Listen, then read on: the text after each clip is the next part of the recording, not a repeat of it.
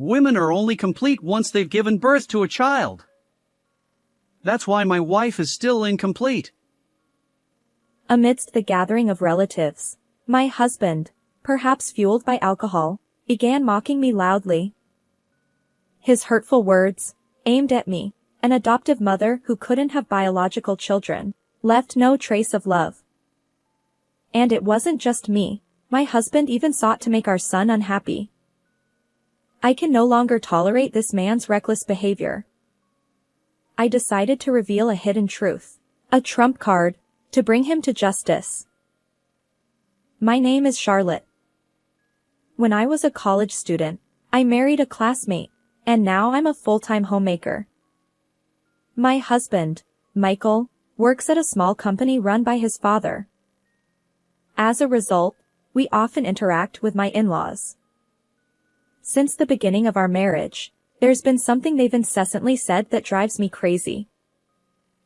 Hey, Charlotte, I can't wait to see the face of my grandchild. We're looking forward to the future heir of our company. So, it should be a boy first. Their constant reminders about having children have become like a broken record.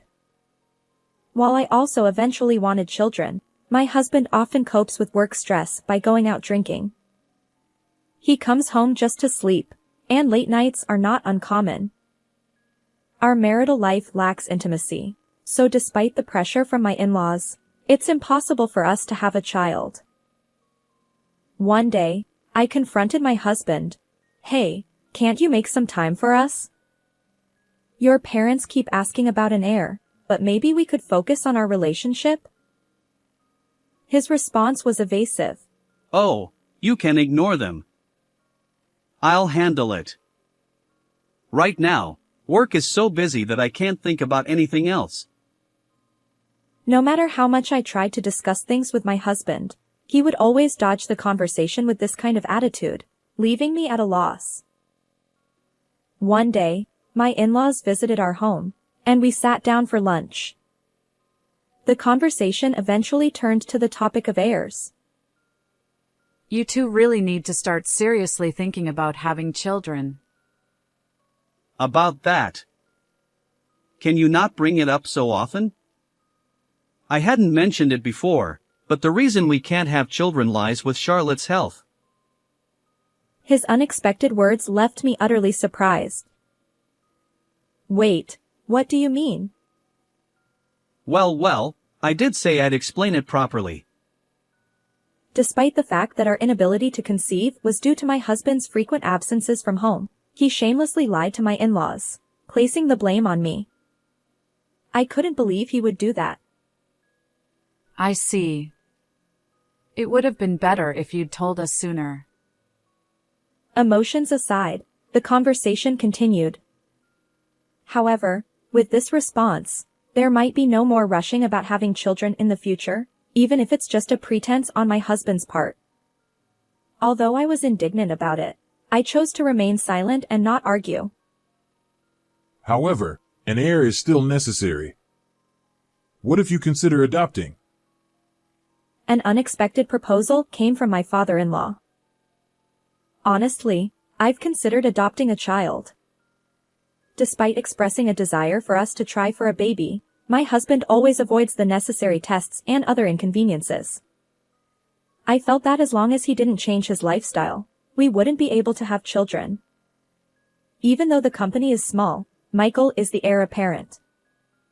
So, having a child to continue the legacy seems important. With that in mind, the suggestion of adopting a child didn't seem like such a bad idea after all.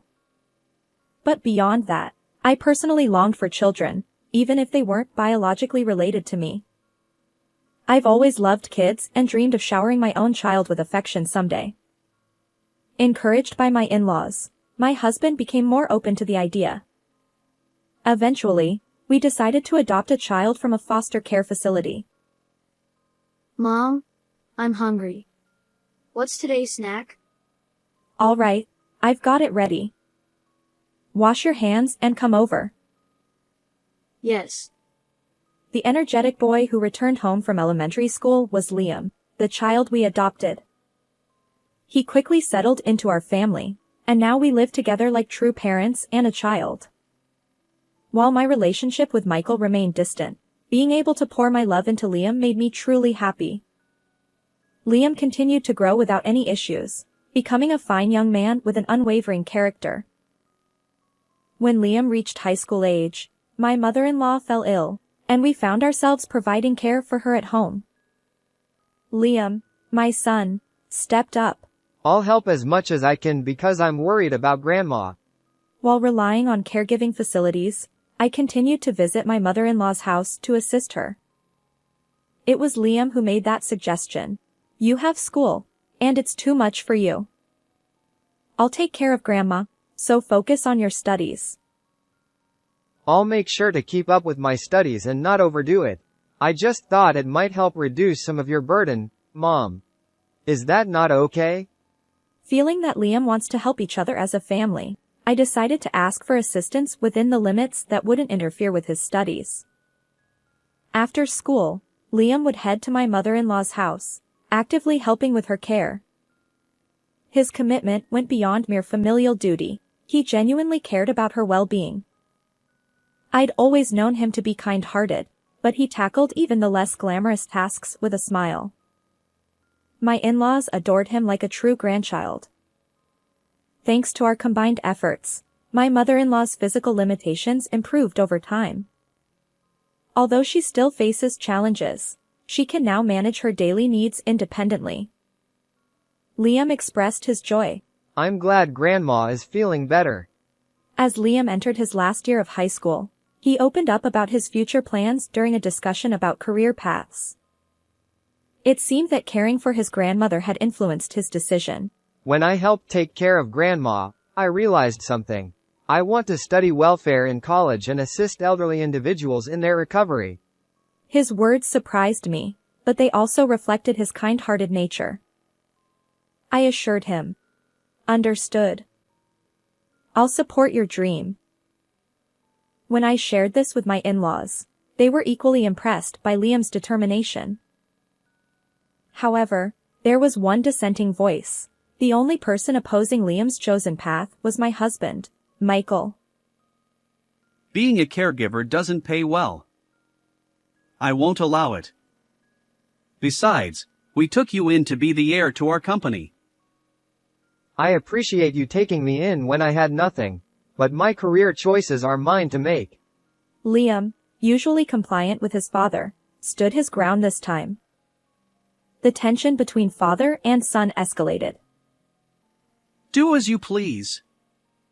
But I won't pay for your education. Clearly displeased with Liam's decision, my husband's relationship with our son turned icy. As Liam pursued a degree in welfare at a university, my husband adamantly refused to provide any financial support.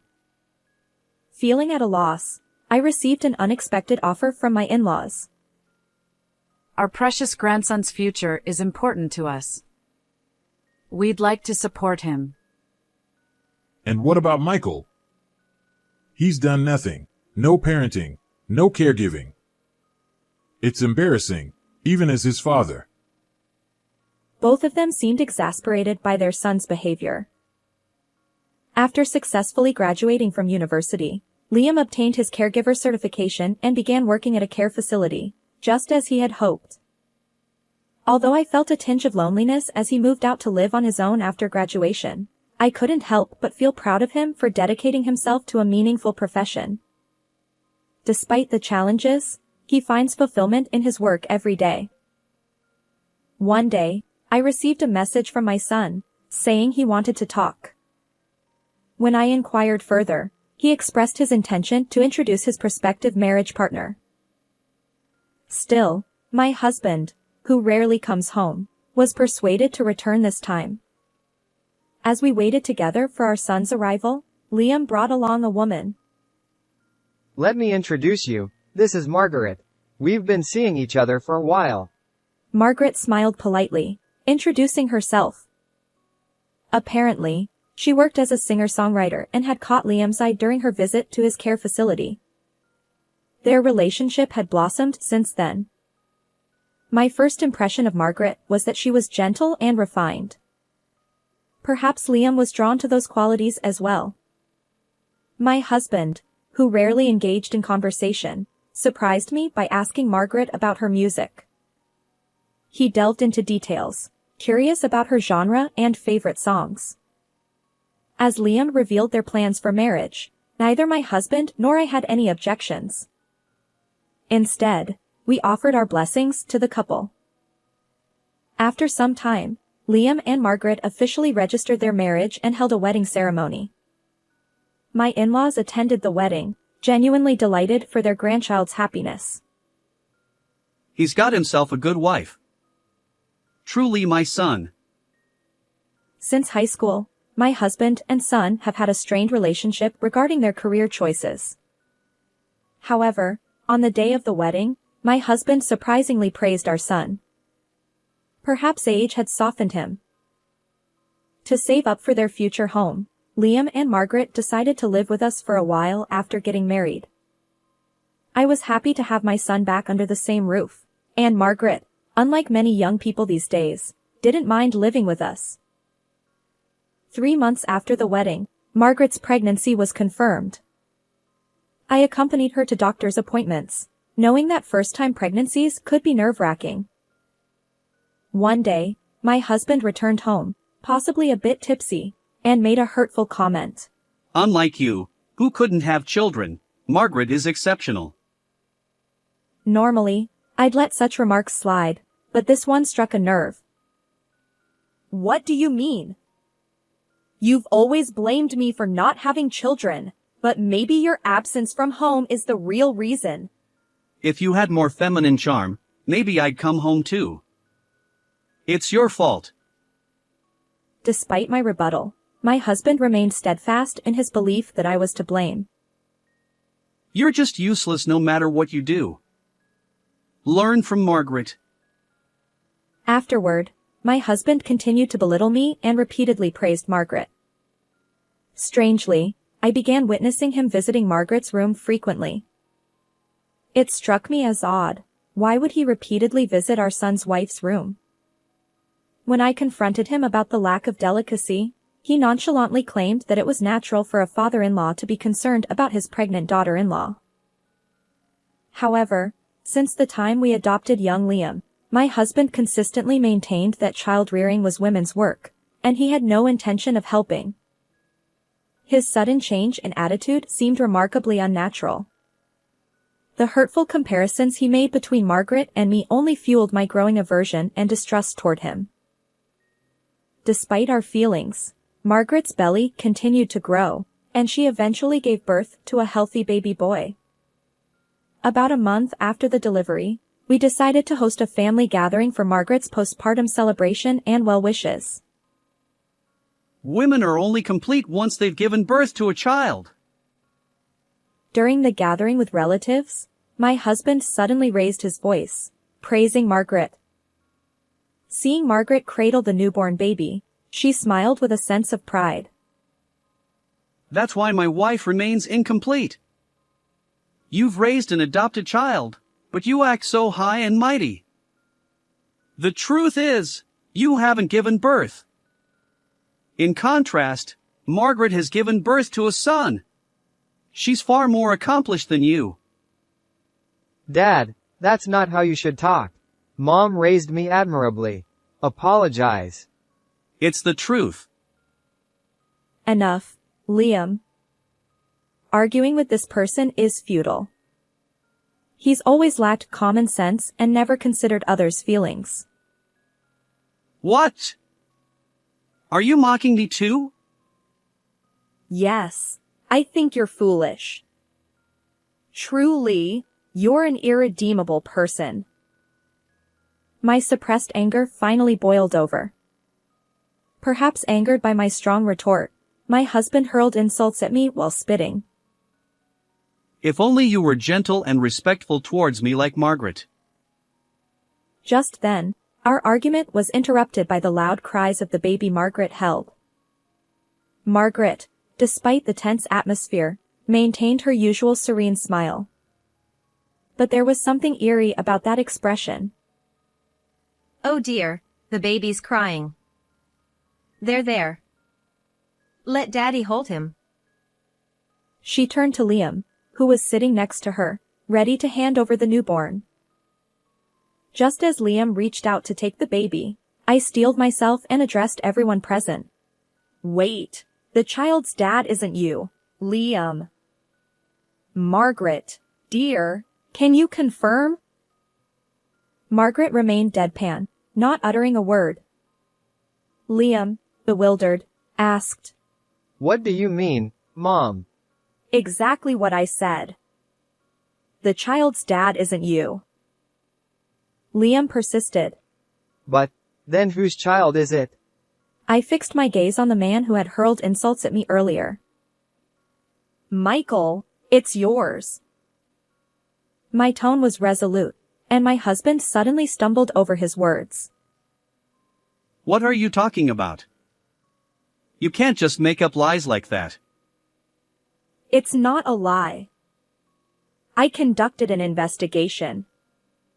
You, who rarely came home due to your escapades, suddenly started spending more time here after Margaret arrived. Sneaking into her room frequently, it raised suspicions. I couldn't ignore their suspicious behavior, so I secretly gathered evidence to confirm their relationship. He never thought I'd doubt him, but my husband didn't even bother to hide the evidence. Hotel receipts and other incriminating items were left in his room. Curiously, the dates on those receipts matched days when both Liam and I were absent. Maybe you prepared all this to trap me. I know nothing about it. Oh, still trying to play innocent? Your car's navigation history perfectly aligns with the hotel address. There's no escaping this. He persisted. That's still circumstantial evidence. But I had more. Remember, Margaret, you once said you were going out for tea with a friend. Turns out that was a complete lie. I continued. I checked your social media posts. Look at this photo. It appears you're having tea at a cafe, but in the corner, there's something else. Squinting, I pointed out a wristwatch partially visible in the frame. Now, Michael, you recognize this watch, don't you? The same one you're wearing on your left wrist. Why is it also in this photo? It seems that my husband understood that he couldn't excuse it as just another person wearing the same watch, as his face turned pale at my words. The truth hit him hard. That watch was a custom-made, one-of-a-kind gift I'd given him for his birthday. There was no denying it. Moreover, there's still more evidence. Please listen to this recording. I pulled a recorder from my pocket and pressed play. The voices of my husband and Margaret filled the room. Blood ties matter after all. Having an heir ensures the company's stability. But what if Charlotte or Liam notices? They're clueless. They won't realize our relationship. Trust me, go ahead and have my child. Their conversation turned my stomach. The audio had been captured by a private investigator during their surveillance. Still planning to make excuses? I asked, and my husband fell silent, his face pale. Clearly, he hadn't anticipated my actions going this far. Oh well, we've been caught. Margaret, on the other hand, seemed unfazed. I don't mind that it's been discovered, and I've been hinting at it on social media. But I never thought that Charlotte would notice before Liam did. Really, Liam is so clueless, he doesn't notice anything. Why would you? When we were dating, it was fine, but after marriage, I realized being a caregiver didn't pay well and wasn't glamorous. You were supposed to be the heir, so you should have quietly taken over the company. Liam couldn't hide his bewilderment at Margaret's nonchalant attitude. Michael was the one who approached me. Besides, Charlotte is already a complete old hag. So a younger woman like me is much better. Wait, can't you keep that to yourself? Desperate to stop her, my husband's efforts were futile. Margaret just laughed, knowing everything was already out in the open. She continued. Michael was the first to suggest it. He said there was no love for Liam or Charlotte, so eventually, they'd be pushed out. So, I thought, why not bear Michael's child? Even if it's a small company, becoming the president's wife has its perks. And you think that justifies your actions? Charlotte is a housewife, and Liam has no connection to the company. They have no authority to blame me. Besides, Michael will pay alimony, so why don't you both leave? Right. I've already produced an heir, and you're both expendable. Charlotte, we're getting divorced, and I'll remarry Margaret. Realizing he had no more excuses, my husband joined Margaret in demanding a divorce from me, their triumphant expressions evident. But an unexpected figure, who had been silently observing, finally spoke up. Have you all misunderstood something? Who said we'd let those who deceived my precious daughter-in-law and grandson inherit the company?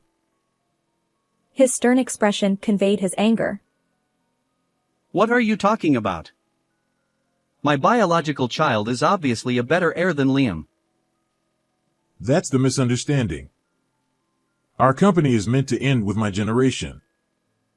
All this talk of heirs and bloodlines. It's just your assumptions. Ending the company? What are you saying? This isn't what we agreed upon. Margaret, who had been smirking, suddenly erupted in hysteria. Did you think I hadn't noticed that you're slacking off at work? Useless? While I wouldn't hesitate to entrust the company to Liam, I won't sacrifice my grandson's dreams just to keep the company afloat. According to my father-in-law, my husband had been taking advantage of his position as the owner's son and not putting in much effort at work. Seeing this attitude, my father-in-law gave up on passing the company down to him and decided to close it during his own tenure. But how heartless to make such a decision without telling me. What are you saying? If you had worked diligently and prioritized your family, we wouldn't be in this situation. It's all your own doing. My husband fell silent, unable to argue further under my father-in-law's stern reprimand. Margaret, too, seemed shocked by the turn of events, standing there in disbelief. Eventually, unable to withstand the cold stares from other relatives, the two of them hastily left the scene. As for my husband, his scheming was exposed, and he ended up losing his job. Of course, I kicked Margaret out of our home along with him, but neither of them ever offered an apology to us. I heard through the grapevine that my ex-husband attempted to find a new job after our divorce. Unfortunately, lacking significant qualifications and work experience, he struggled to secure a full-time position and ended up doing day labor jobs. Their child has been entrusted to Margaret's parents, and it seems that she herself works at night. The relationship between my ex-husband and Margaret has become strained, and it seems like divorce is imminent. Despite our divorce, I've maintained a relationship with my in-laws. They apologized for pressuring me to have an heir in the past. But thanks to that, Liam, a wonderful son, became part of my family. So, it's all okay. I reassured them with a smile, and they tearfully agreed. Liam, though initially affected by the incident, is resilient. I believe he'll eventually find someone he can truly trust. While there's no blood connection between me, my in-laws, and Liam, we consider ourselves a family and will continue supporting each other. How did you find this story? If you enjoyed it, please consider subscribing to our channel. Let's meet again in the next video.